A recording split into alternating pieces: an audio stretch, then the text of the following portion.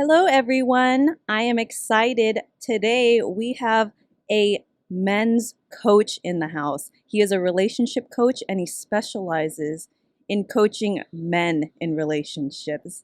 He's also an author, and his book is titled Choose Her Every Day or Leave Her. I know a lot of women are excited to hear that title right now. And if you're watching the video version of this podcast, it looks like this, and it's available on Amazon. Amazon, Barnes and Nobles, Kobo if you're in Canada. Never Amazing. Everywhere. And Kindle? Everywhere. Kindle as well? Kindle as well, yep. This is awesome. It's an awesome read. It's written mostly for men, but I enjoyed it a lot. Women, you would enjoy this so much. And I actually saw a lot of myself in it. I realized that I have a masculine core. It's actually, it's interesting. I wouldn't say that it's written for men. It's written from the perspective of a man. Okay. And I'm certainly speaking to men a lot because it's really, I'm speaking to the responsibility. Let's say it like this. I'm speaking to the responsibility of men and how we show up in relationship or don't show up in relationship, and how our behavior choices, our language, all of that impacts our partners. But it's also, I think for women, one of the things as I was writing this book over many years really is that, and sharing these stories as well, and these insights, women really responded to what's in here. I think for women, it's incredibly validating. And you tell me, 'cause you're a woman, I don't want to tell you what this was like for you, but I think my experiences of the feedback from a lot of women, it is so validating from what they've gone through and experienced. Absolutely. And I would think that you would have more female fans than male, at least initially, unless it's a really conscious male who is ready to take responsibility, asking themselves, like, how am I causing this? I would think you would get some hater messages from guys if they're not in that conscious space. Like, what is this guy talking about? I have over the years, and I do have more female, I don't know, what's the term, followers, fans. It's such a weird world we live in today. But I sound like a cult leader. Like I have followers. What is that? But anyway, I'd say 80 to 85% of my audience, by which I mean on social media platforms, is women. And yes, what the interesting thing that happens with a lot of men is oftentimes men will discover my work because the women they've been in partnership with will need them to look at it. Do they say things like, look at this guy's video? They do. They definitely do. They do. They say, look at this video. They say, a lot of times they ask me, well, how do I get him to look at it, to look at your stuff? And, I remind them, well, you can't really get a man to do anything he doesn't want to do. And if you can get him to do it, then you won't respect him and he won't respect himself. So it's a tricky thing. But this is what happens. I mean, oftentimes men are brought to my work by the women they're in relationship with, or men have a breakdown. They realize, I need help. I can't figure this out by myself anymore. Not that they ever could, but that's the myth we're sold, that we can figure this out by ourselves. And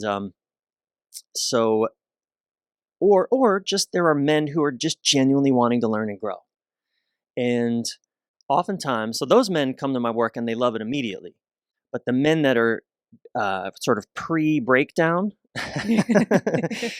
pre-bottoming out, those men tend to come to my work and go, what the hell is this? This guy is so hard on us men. They basically say to me what they're often saying to their partners. You're too hard on me. You're making it too difficult. Like, because I think men carry a lot of burden by ourselves, but we don't know how to share the burden. We don't know how to let others in to help us carry our burdens. And so here I am showing up in my work and inviting men, challenging men to take responsibility for our part in things, for our 100% of what I call a 100-100 relationship, to take responsibility for our 100%. And I have, there's a couple testimonials, not testimonials, sort of reader quotes on the book, the back cover, and I had to choose, from many of them. But one I chose from a man was essentially says, Bryan, when I first found your work, I wanted to send you hate mail. I was not enrolled, but since I've gone deeper, I just want to cuddle you and snuggle you and say thank you so much. And that's a common arc that men go through, because what I'm really doing is calling men into their greatness through this work.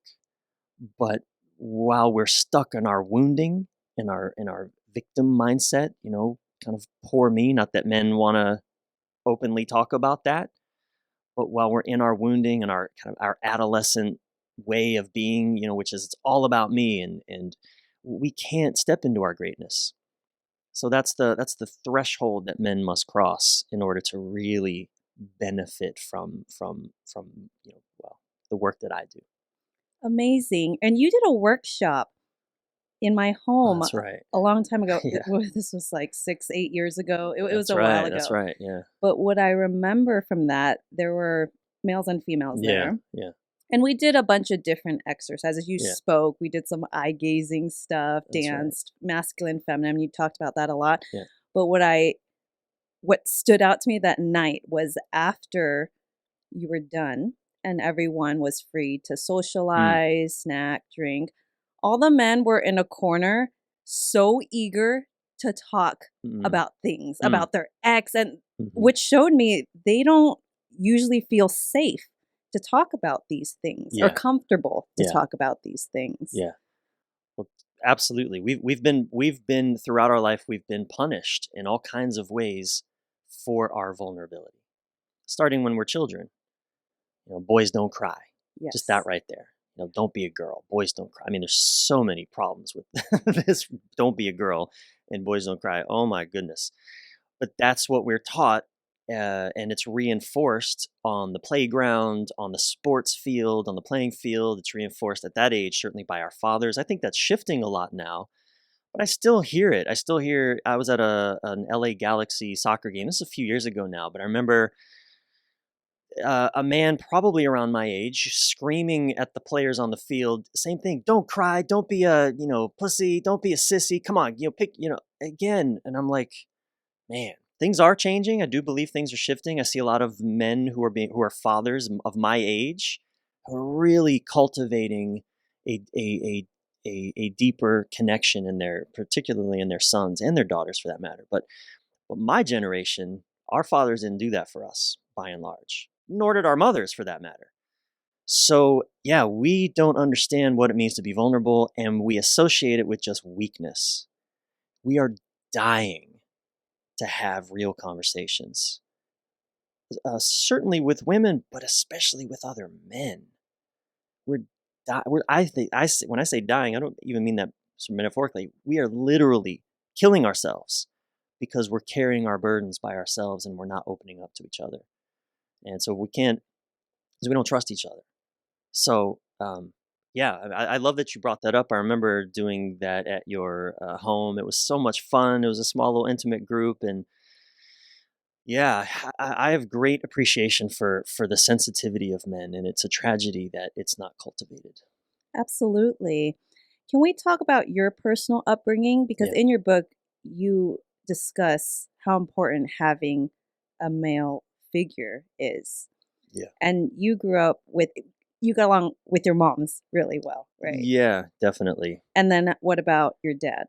So yeah, I had two moms, mom and stepmom, and they were married to my fathers, not to each other. They were, just to be clear, uh, my dad and my stepdad.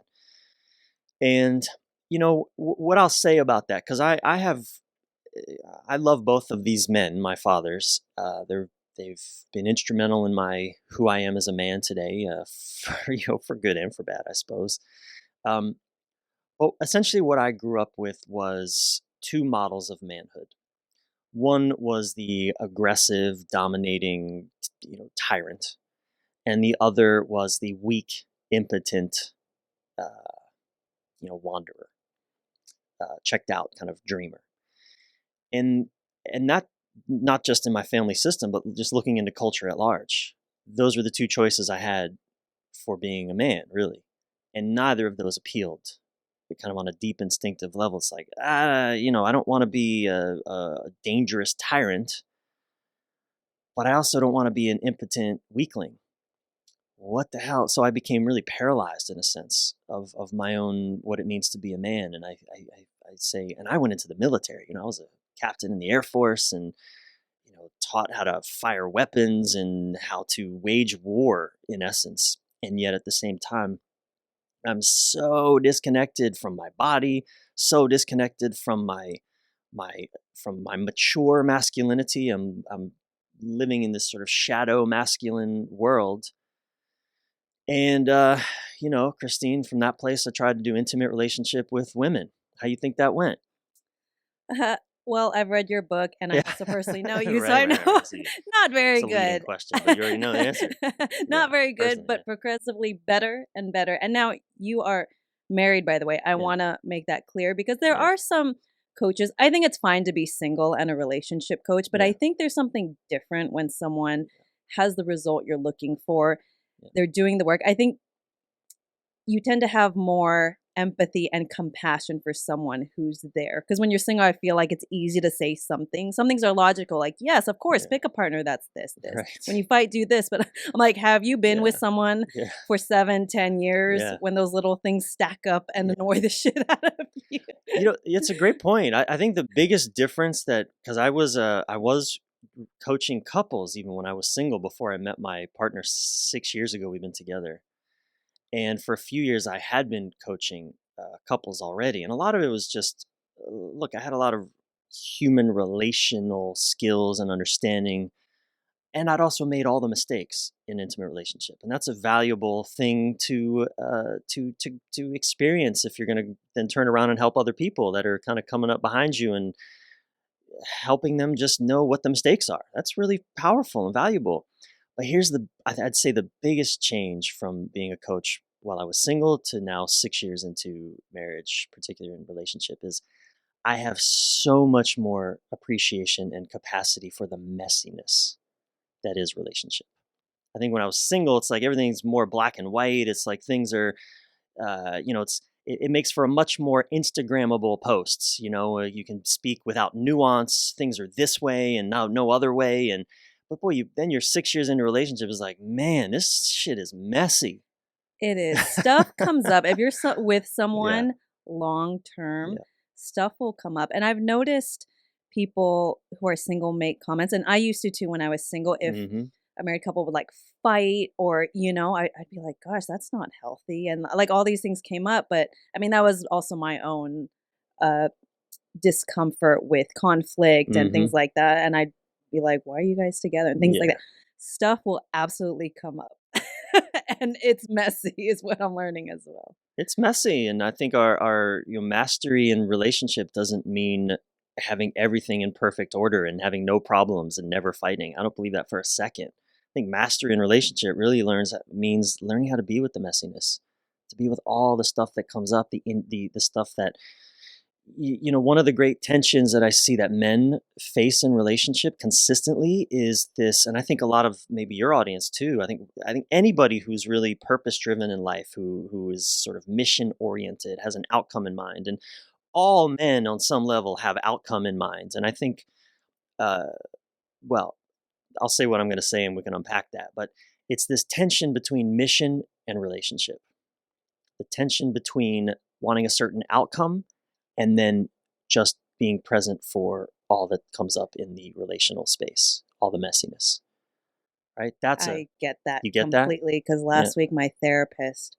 told me, and she's just like, keep in mind the word grace and being in your relationship instead of getting the outcome that Mm, you want. Because I'm mm-hmm, so like future mm-hmm, oriented, masculine. I want to mm-hmm, fix this and mm-hmm. Uh-huh, pump yeah, the yeah, brakes. yeah, definitely. And that's a tension that I think every relationship uh, faces between mission and relationship. Whether your mission is just to make more money, to grow a business, to have peace of mind and harmony, to whatever it is, to raise children, whatever the mission is, um, that relationship.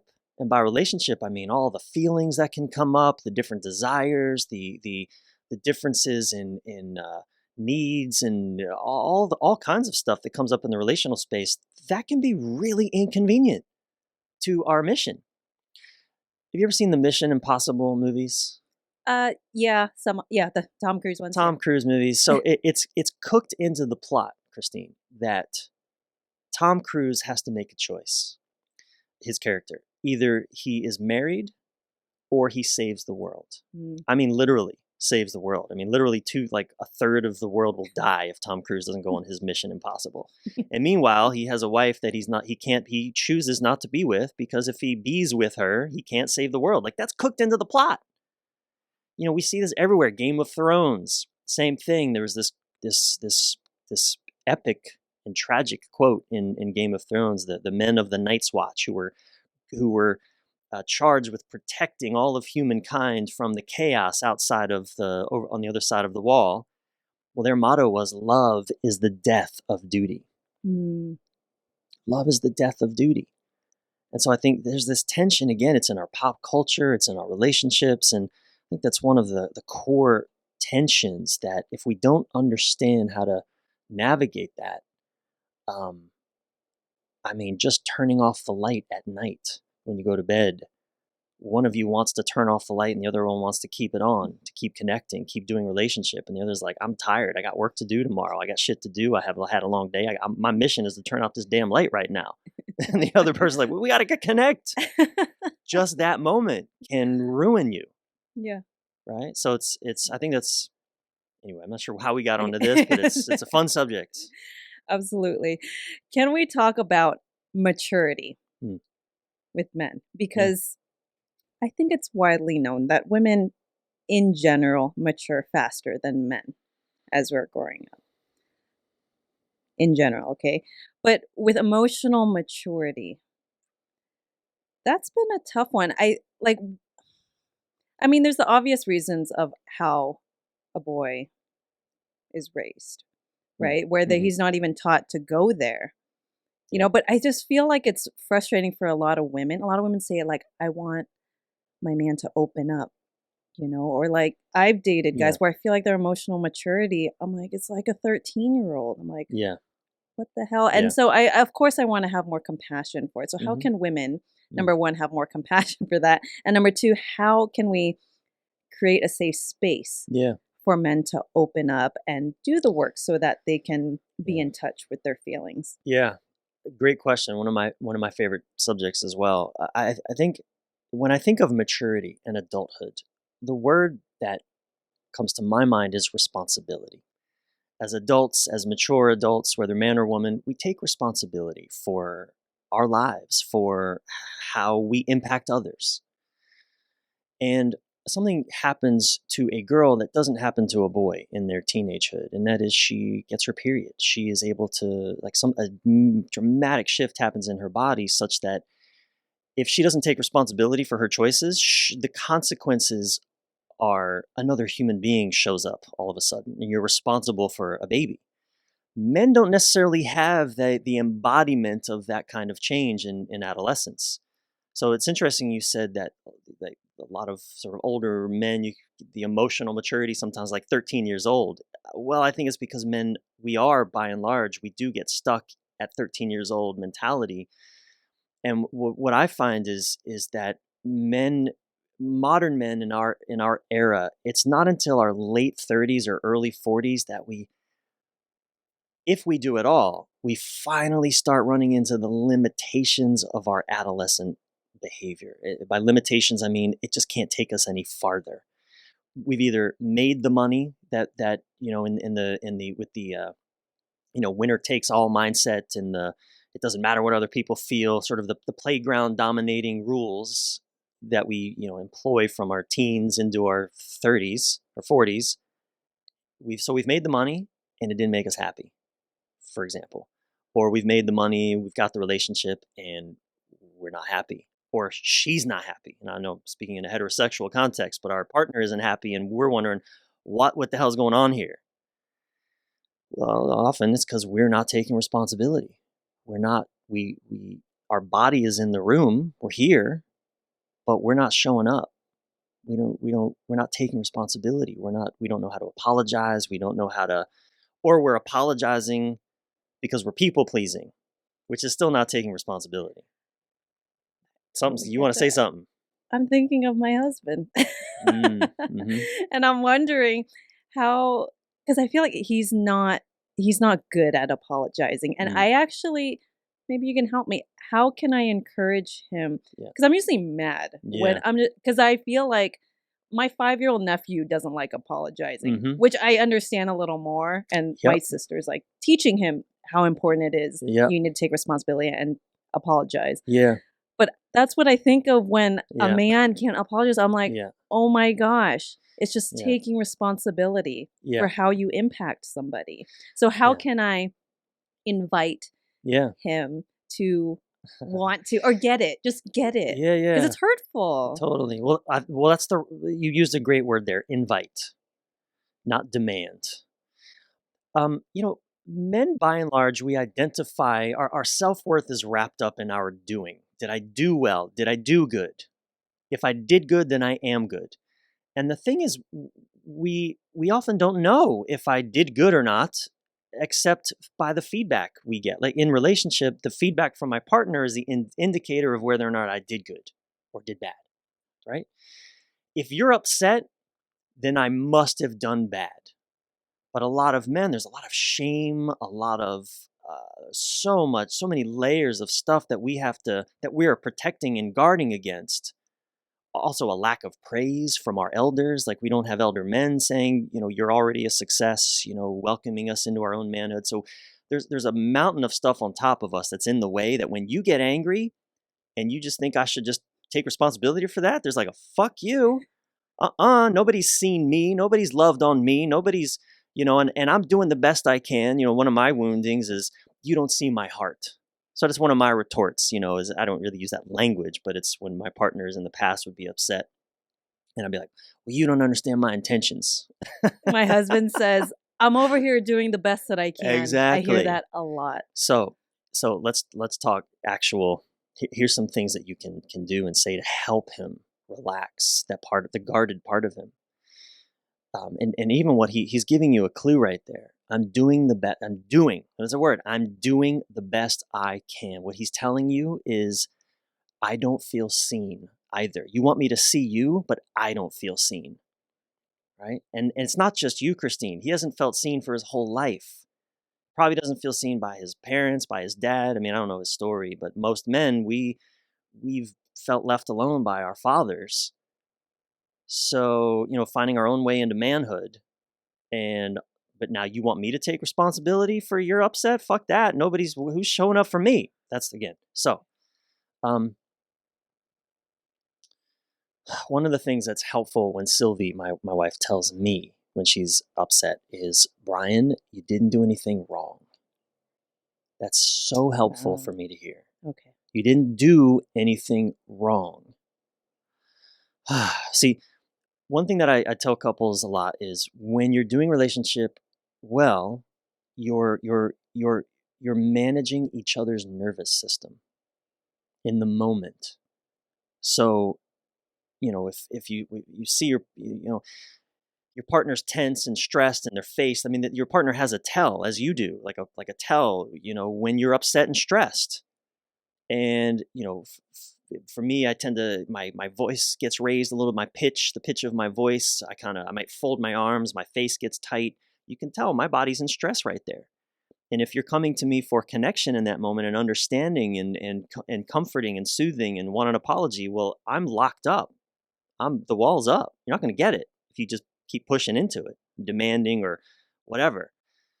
So when she says, look, you didn't do anything wrong. Okay, and she might have to say it a few times because I don't believe her at first. And how's her tone? The softer, the better.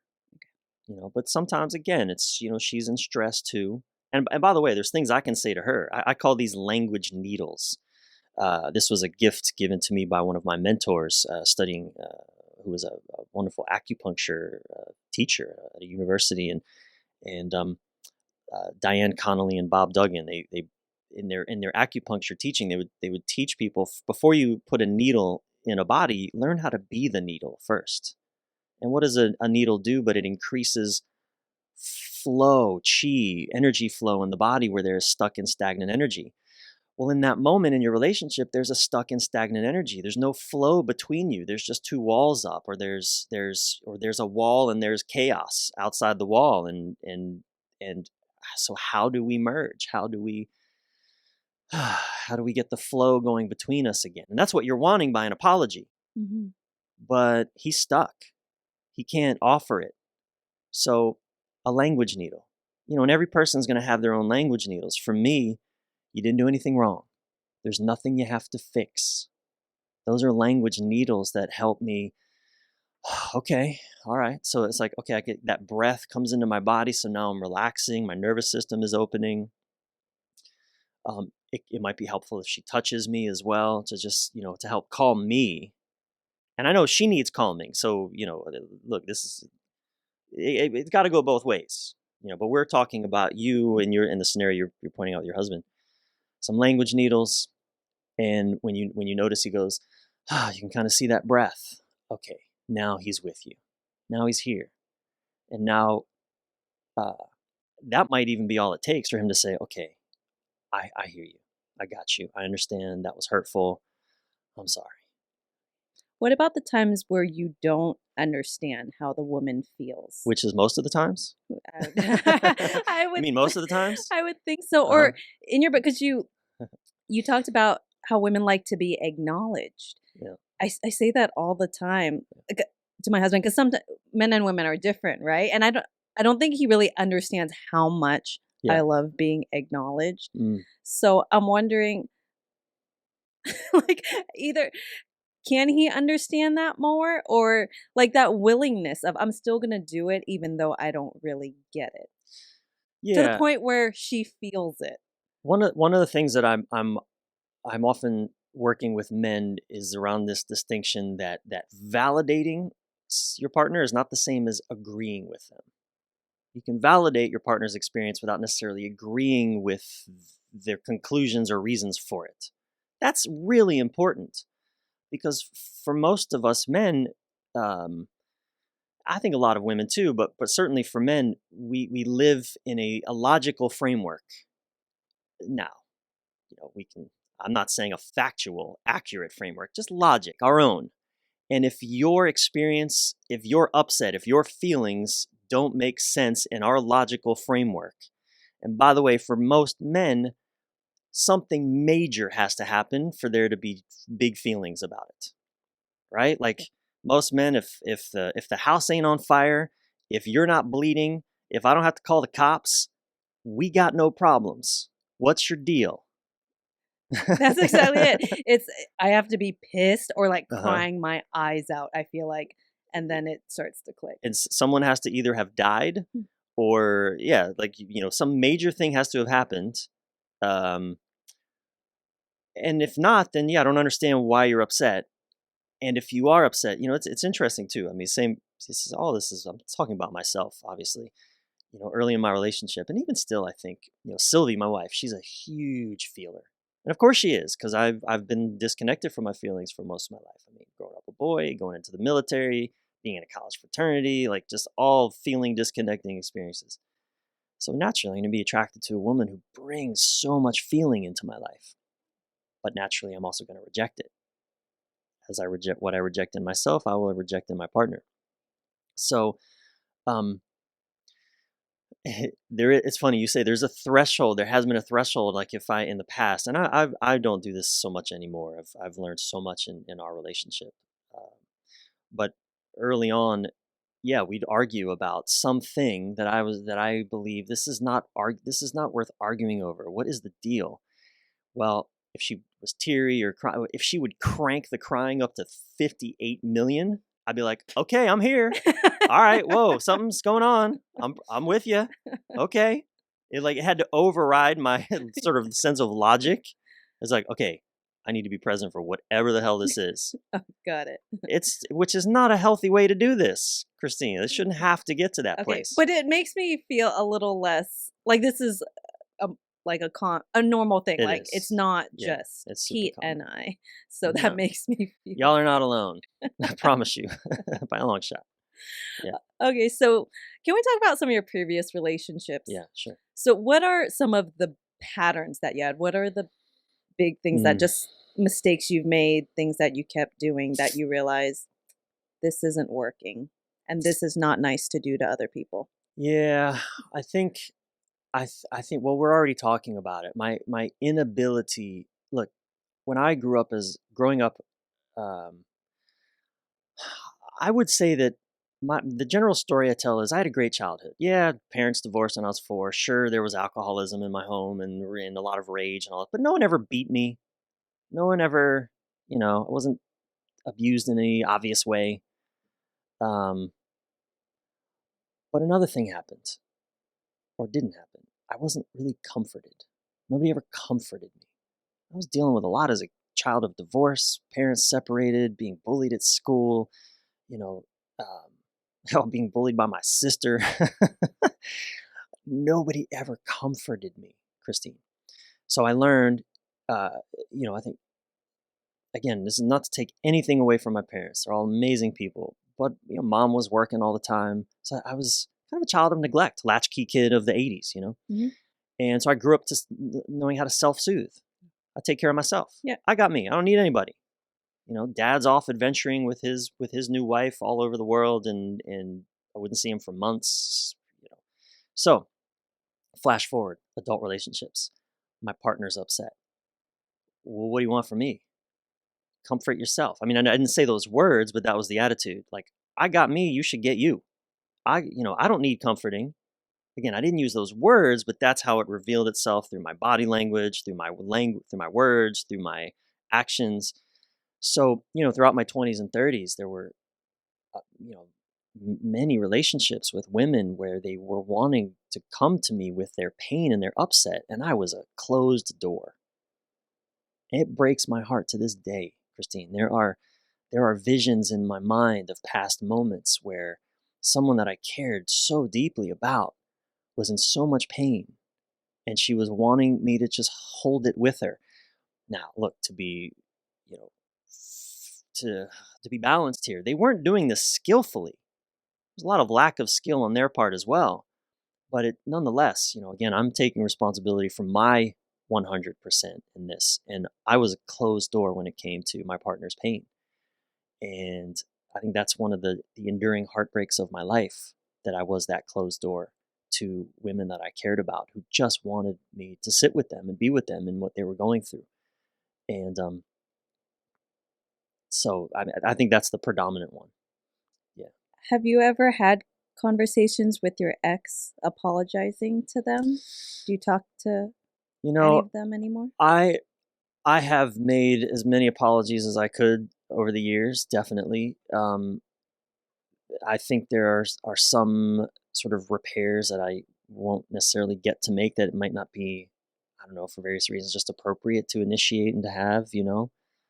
I think to some degree, sometimes I hope that through my work, some of the women that I was with in the past will hear my words, and know that I mean them deeply, and it reverberates throughout my past. But I think for the most part, you know, again, shit, I can't speak for the women in my past, but I definitely have had some apologizing conversations, and they have Uh, with me as well, Yeah, I was gonna say, which has do been really any helpful. reach out to you? And yeah, Yes, that has happened. Yeah, that's really nice. yeah, I think it's helpful for closure yeah. sometimes, just the acknowledgement.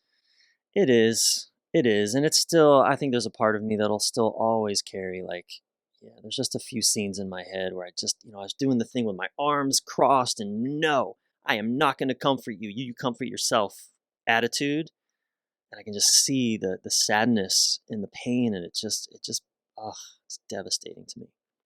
And I can see that, in my relationship with Sylvie, there are moments where I want to go back into that old pattern, because it's still there. It's still the little boy that was never comforted still lives in me. And there are moments where I go like, fuck this, I am, nah, rah, but I know if I stay here, this ain't good for anybody. So a lot of times I will actually, when I notice I start to do that, I can feel it, being connected to my body in ways I wasn't in my earlier days. It's like, whoa, there it is. There's the pattern. I'll kind of, I'll uncross my arms. I'll breathe, relaxing my own nervous system. So now I can just be okay. And Sylvie and I have built up a lot of trust as well. And Sylvie is, she is skillful. She's also unskillful, as I am also unskillful. But we both are endlessly leaning towards making repairs. Neither one of us are overwhelmingly concerned. I'm about to lie to you right now. I was going to say neither one of us are overwhelmingly concerned with getting it right all the time. That's such a lie. We're both so perfectionists, and we want to do it perfect and right, which can just add to the shame when we don't. But we've gotten really good at just making repairs quickly. Where in my past, arguments and fights would spiral for hours and hours and days and not even be resolved for years. Sylvie and I can get through something in 30 minutes because we know how to use language needles to take ownership in important ways of what's coming up for us, to not be blamey and judgy and in each other's lane. And, and then Sylvie's been great at apologizing. I've had to learn how to apologize for real, I should say. Yeah, there's a distinction. There is. I'm sorry. That's not an apology. Or, well, I'm sorry. I'm so sorry you feel that way. Oh, yeah. That's exactly it. Sorry, not sorry. That's what that is. Yeah. Do you ever do group coaching for men? I do. You do? Yeah. Do you think that they tend to feel safer when it's in a group environment? Less intense, maybe not more at relatable? first. Not no, at first. Definitely not at first. No, I don't even. I mean, I've been doing kind of men's work for the last 7-8 years, like diving deep into men's work and leading men's work for probably the last, I don't know, 4 or 5 years. And even for me, when a man first steps into a circle, into a group, there's a part of me that's like, okay, who is this guy? And is he going to show up? That's the kind of the question that arises for me. Who is this dude? I'm not worried anymore so much about whether I can trust a man, because, well, I think a lot of men, we don't trust each other. We don't trust that if I'm vulnerable, you won't exploit my vulnerability. You won't make fun of me. You won't demean me. You won't, whatever. And it takes some time for men to build that trust. And I think it takes a skilled facilitator to help that trust be built. And then when conflict arises, as it will when you get men in a group, as it should arise if we're being honest with each other, it takes a skilled facilitator to help make sure that conflict stays respectful, because it can very quickly become disrespectful. And then that's the end of the group. How important do you think it is for men to have a community of other guys or a tribe of other guys? How do I say this? Abso-fucking-lutely essential. I mean, I had no idea how important it was to have other men around me until really the last 5 years or so. And look, I was in the military, surrounded by men. I was in a fraternity, surrounded by men. But those were places of particularly like a fraternity in college. It's just teenage boys, playing at manhood. Kids wearing their daddy's shoes. It doesn't. We're fumbly and we're all over the place, and we're hurt. We might hurt ourselves and others, or playing with dad's razor. Like we're going to cut ourselves. It's like so. And again, in those environments, I learned, the stories I learned are men are doofuses. Men are idiots. I don't need men. They're so stupid. And I'm a man saying this about men.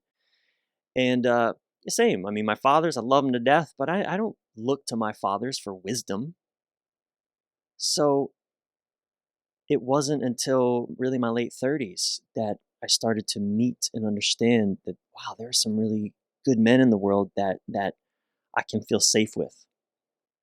And having a brotherhood of men with whom I feel safe with, by safe, I mean, we can put it all out on the table, and I'm not going to be made fun of. I'm not going to be disrespected. I may be challenged, but I need that, especially from men. See, one of the tragedies of modern relationship is when a man does not have other men to challenge him and to see him respectfully. Mm-hmm. What happens then is it falls on his intimate partner to challenge him. Mm. And that's not the intimate partner's role. That's actually very depolarizing and very frustrating if the intimate partner is the one who has to kind of hold this man accountable to his greatness. He needs other men for that. So it's essential. I think it's absolutely essential for men to have other men. When you're talking about the doofuses, Mm. so when you've had guy friends who they're going to get married or bachelor parties, Yeah. you I have Mm. a friend, he's in his mid 40s, but he still like goes to bachelor parties and I ask him what's, like what do you guys do, And he said there's something so fun in being just idiots and being Mm. stupid and Mm. immature. Mm. What is that desire? Mm-hmm. Like why do some men Yeah. have that. Yeah. It's like kind of like little kid, right? Like playful. Like Yeah. he even admitted like like doing Yeah. stupid shit. Yeah. Well, I don't know what he means by doing stupid shit. I think all men, we need to continue cultivating our little boy, the one that knows how to play, how to Hmm. have fun, Yeah. how to, in his parlance, do stupid shit, which again, I think there are ways to have fun and do so-called stupid shit that are not violating to others, that don't break agreements with your intimate partner, that are honoring of women, for Hmm. example, that are honoring of the planet. Um, if doing stupid shit means, shooting squirrels out of a tree just for fun, I'm not enrolled in that. But if doing stupid shit means, going to your friend's house and jumping off the second story of their boathouse into the lake as a way of challenging yourself, I'm so enrolled in that. All your friends are cheering you on and or throwing a football to you while you dive off of it. I'm so enrolled in that. Um, but because that cultivates the inner boy, the inner child. I mean, we can't just be all adult all the time. We'd be bored with our lives, and again, as I said, the word adult conjures for me the word responsibility. Well, we have to also have times when we don't take any responsibility at all. We're just having fun. Hmm. But I think until a man really steps into his mature adulthood, um, and really integrates that, I think a lot of men go into it reluctantly. They take on responsibility that they don't want, Hmm. whether it's at a job or a wife or a husband for that matter, or kids. It's like they don't want the responsibility. They take it because, well, that's what they're supposed to do. But they don't want it. Hmm. And so, yeah, go drinking on Fridays or go to a strip club at the bachelor party and do stupid shit because, well, that's sort of where they're still at. And adulthood is just a mask they're wearing. But I think when a man really steps into his mature adulthood, doing stupid shit takes on a whole new meaning. It becomes, something that is honoring of the whole. Hmm. And with that playfulness, because with women, I like to be playful Yeah. as well, but I feel like women as they get older aren't as good at staying playful. Mm-hmm. Have you noticed that as well? I mean, it could be the people I'm hanging around maybe or Yeah. like, my mom and stuff like that, but I always like or losing like sense of humor. Yeah. That's one thing too. Yeah. I'm like, why do people lose Yeah. their sense of humor, Yeah. So what do you think? Yeah. I mean, there's the obvious one that women tend to have kids. There is more responsibility Mm-hmm. there. But I do feel that there's less of a like with you men, it's like in there, like we want to play. With Mm. women, I feel like they kind of cut that part off as they get Mm. older. I'm not sure. I mean, my wife Sylvie, she's 38. She's the most playful person I know. Like she's constantly climbing me like I'm a ladder, like I'm a playground set. That's cute. And just so, but I think it's just something in our culture where we don't cultivate the child within because we don't cultivate adulthood. So it's an interesting reflection, and I'm not really sure. I'm not really sure why that would be. Okay. I would encourage it, like women Yeah. I think playful is always good and it's really Hmm. attractive too. I think not like a immature, stupid playful, but have like Yeah. fun. Like life's not always as serious as we Yeah. make it out to be. Yeah. I think again, I think it comes back to the lack of maturity, the lack of adulthood. Um, that are the inner child inside of that just gets lost. It's like the inner child has to be an adult. It doesn't want to be. So I think a lot of us are living with deep rooted resentments and sadnesses and grieving ungrieved. Um, so I mean, as adults, yeah, I don't know. It's an interesting question. There'd be a lot to explore there. Yeah. Hmm. Gio, did you give a heads up? Was it 10 minutes already? Oh, okay. We're good on time. Okay, we're okay. We have 10 minutes. Okay, so now may I ask you some Yeah. questions that our listeners sent in? Got a lot of questions. Women have a lot of questions for you. Yeah. Yeah. Somebody asked, why bother starting something, act like a boyfriend, and then go emotionally unavailable? I assume they're talking about a man that goes in looks like he's all in, Yeah. shows up all in, and then all of a sudden, I'm not entirely clear. Yeah. So I've experienced this as Okay. well, Yeah. where my thought was like, why did you spend so much time doing this, Yeah. like Yeah. cultivating this, Yeah. and then all of a Got it. sudden you disappear, or Yeah. you cut things off, like, Yeah. and the effort stops. Like, what? Yeah. Like, it's wasting Yeah. your time and it's wasting my Yeah. time. Yeah. You know, relationship for men is far better fantasy than reality. We love it in theory. We're all in. That's why we can write amazing pop songs and movies about love, pop songs about love, poetry about love. We can talk a really big game up front. And it's yeah, sure, every intimate relationship is fantastic for a couple weeks, or even a couple months, but then it becomes real. And the moment it becomes real, a lot of men are not in for that. They're not up for the realness of it. They want the fantasy of it. And I get it. That was me throughout my 20s and 30s. I was such a romantic. I had no idea what the reality of relationship was going to require of me. So, um, I think that's very common because it's not a I don't see it as a flaw or a fault in the man. I think it's just we're sold a lot of mythology around relationship that doesn't match reality. And I mean, boy, there's so many layers to that, but I think that's the simple of Yeah. How much were you influenced by movies and Super Mario Brothers and stuff to want to save it. women? That's funny, interesting. Super Mario Brothers. Like, wait, where are you You going with save that? you save I was did like, you save that the wasn't very princess? romantic. But now I got it. That's right. You're just saving the princess. It's funny. I never connected Mario Brothers with saving the princess. Interestingly enough, I was all, but I see. I get it. I see what you're saying. Definitely movies and pop songs. Um, entirely. I mean, they're all so good at um, activating the lover in a man.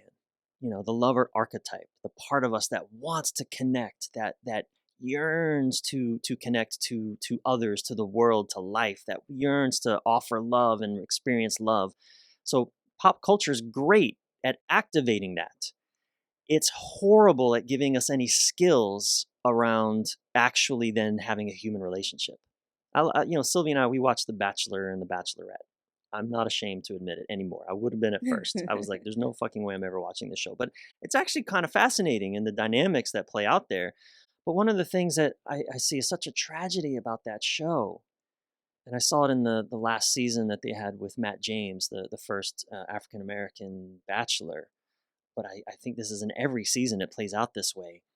They're stimulating these kids, these young adults to fall in love. They're creating the conditions within which love, this thing called love, which biochemistry, emotions, connection, all that can be created and even nurtured.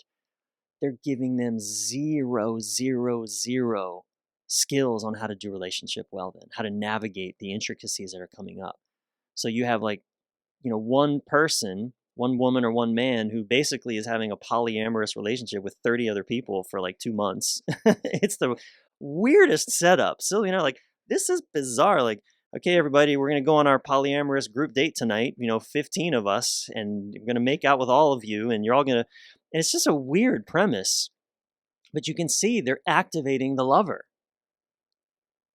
and we're all enrolled. Who's going to do the proposal? They're such a match. We all feel good with this couple.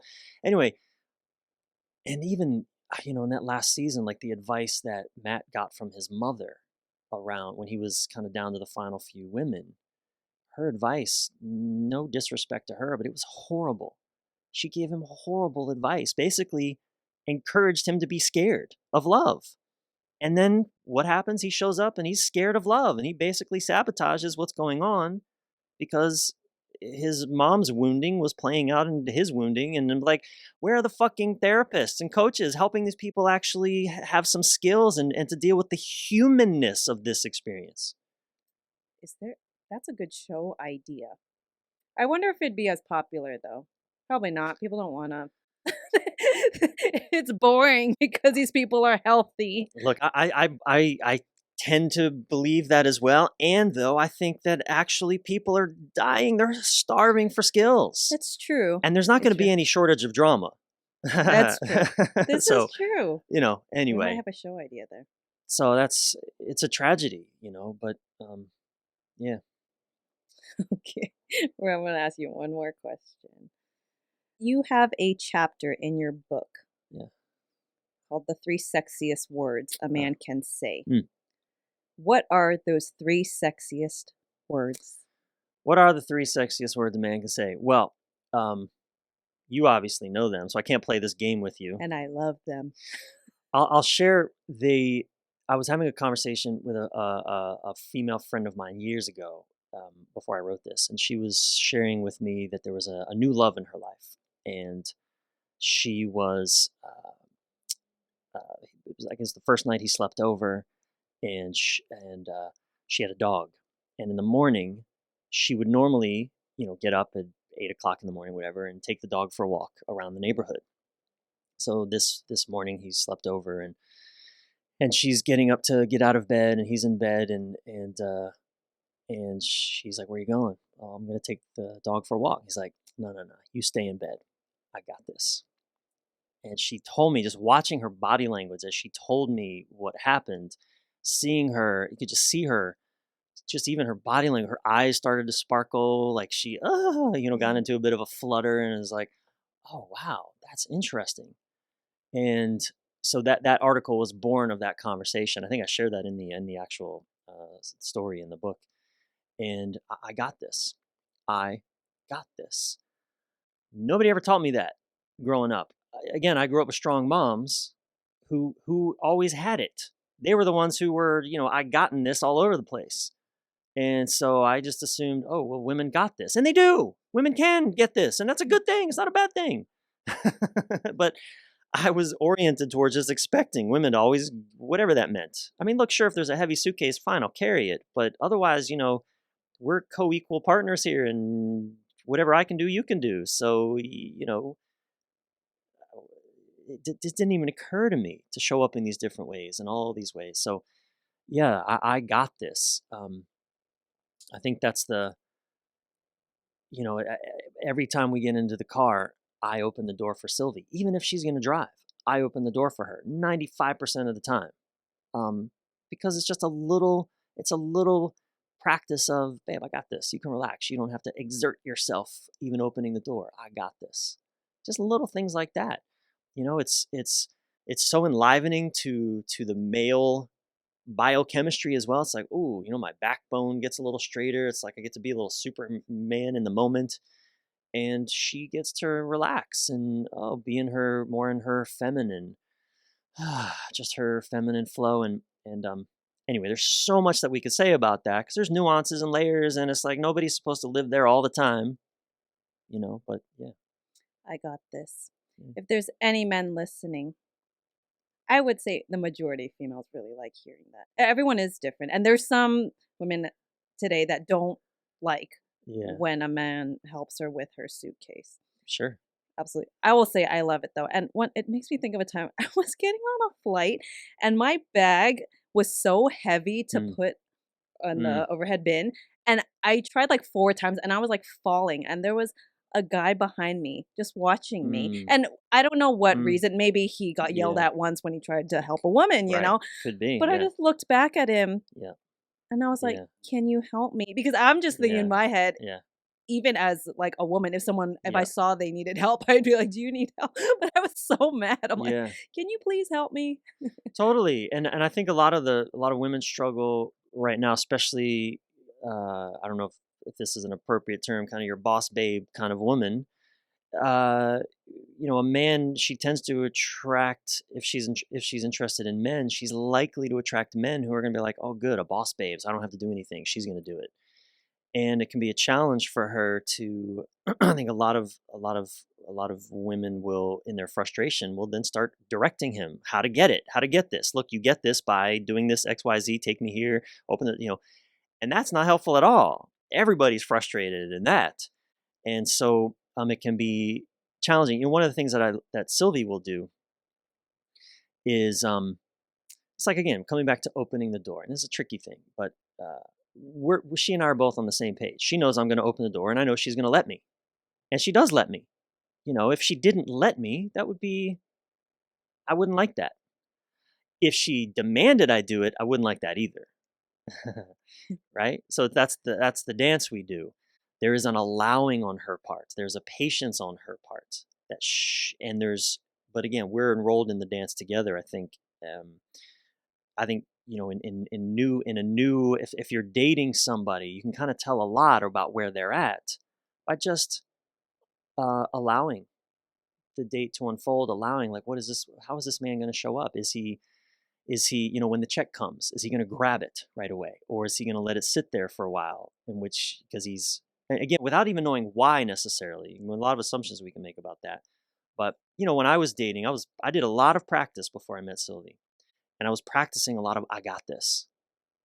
I have resources. I'm on a date with a woman. It doesn't matter if I see potential or not. I fucking got this. As a practice for me to step into that more, to embody that more. And it felt so good, So, again, you can just tell a lot by how is a guy showing up, but you have to be patient. You got to allow him the opportunity to step into that. And, couples have to figure these things out over time as well. So, you can't read too much into those first interactions, but so much more. I know we're coming up on time. There's so much more we could say, but I know I can talk to you for yeah, hours, and I hate that we're out of yeah, time. But maybe we'll have you back on the show sometime. I'd be honored. So if you're listening and you want Bryan to come back, put in the comments or message me, or you can message Bryan on Instagram. What's your Instagram handle? Bryan Reeves, it's Bryan with a Y, Reeves Insight. Bryan Reeves Insight. And then are all your links on there, your website and things like that? Yep, everything's on there. Also, just my website, bryanreeves.com. My book is there, and all my social medias and different blogs and videos and programs, all that stuff. It's all there, yeah. Awesome. Well, thank you so much Thank for you coming on the show today. Christine. It's been great to be here. It's been a pleasure to do this with you. Thank you.